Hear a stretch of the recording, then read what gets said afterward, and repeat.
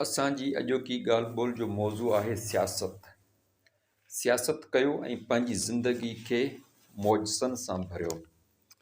अहिड़ा मौजसा जेकी अव्हांजी ज़िंदगी खे तब्दील कनि ऐं अव्हांखे ख़ुशहाल ऐं कामयाबु कनि। बिल्कुलु कामयाबु माण्हुनि वांगुरु जेके ॾिसण में सादा ऐं कमज़ोर हुआ, पर पंहिंजे मज़बूत इरादनि ऐं महिनत सां दुनिया में वॾियूं तब्दीलियूं आंदियूं। समाजी तब्दीलियूं हुजनि या साइंस जूं तब्दीलियूं हुजनि, अहिड़ा मौजज़ा सिर्फ़ु उहे ई कनि था जिन खे पंहिंजी कामयाबी ते ईमान आहे, जेकी महिनत कनि था ऐं सियासत खे इबादत सम्झी कनि था। जीअं त पंहिंजी ॻाल्हि ॿोल जो मौज़ू सियासत आहे, वॾियूं तब्दीलियूं हिकु फ़र्द खां वठी पूरी समाज ताईं बहितर नतीजा सिर्फ़ु सियासत जे ज़रिए ई मुमकिन आहिनि। जेकी चवनि था त सियासत ॾोह आहे, सियासत हराम आहे, असुल में उहे कमीणा घणाई खे सियासत खां परे करे पाण जहिड़ा ठग गॾिजी हुक्मरानी करणु चाहिनि था।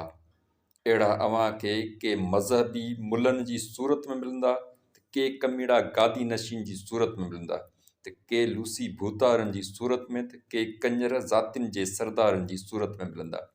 तव्हां गौर कयो ऐं ॾिसो, उहे जेकी न्याणियुनि जी तालीम जे ख़िलाफ़ु आहिनि, उहे जेकी न्याणियुनि जी नौकरी जे ख़िलाफ़ु आहिनि, अहिड़ा जेकी असांखे सियासत खां रोकनि था, उहे पाण न रुॻो सियासी पार्टियुनि सां लाॻापियल आहिनि, पर बद किरदार हुजण जे करे वॾनि अॻुवाणनि ऐं ताक़तवरनि जे बढ़त कंदा मिलंदा तव्हांखे। कहिड़ो बि पाक किताब हुजे, उहो असांखे गौर ऐं फ़िकर जी ॻाल्हि चए थो। गौर ऐं फ़िकर छा आहे? हीअ बिल्कुलु इल्मु दोस्ती, रिसर्च ऐं साइंस जी ॻाल्हि आहे। ऐं कंहिं बि आला मज़हबी अॻुवान खे ॾिसो त उन जे ख़ानदान सियासत कई आहे। असां त वॾा ख़ुशनसीब आहियूं जो मुसलमान आहियूं। असांजे प्यारे नबी हज़रत मोहम्मद सल्लल्लाहु अलैहि वसल्लम जी ज़िंदगी हुजे या हज़रत इमाम हुसैन अलैहिस्सलाम जी ज़िंदगी हुजे, उन्हनि मां असांखे हर हिक लाइ हिकु जहिड़ाई, इंसाफ़ ऐं बराबरी जो सबक़ु मिले थो।